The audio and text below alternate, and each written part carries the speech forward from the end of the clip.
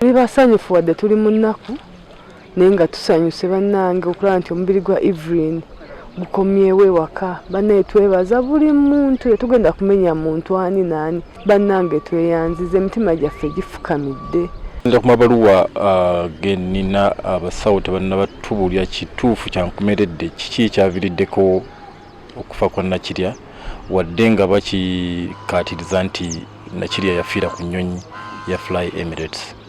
Naye tukyalinze ebbaluwa ezo eziva mu basawo batusobole otubuulira postmortem report kyegamba kiki ekyaviirako Nakirya okufa.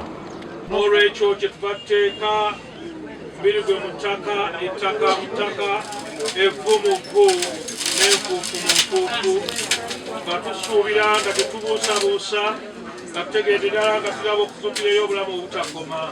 Gwa Mukama waffe Yesu Kristo aliwanyisa emibiri gyaffe gitali gya kitiibwa. Download the app on App Store or Google Play Store now.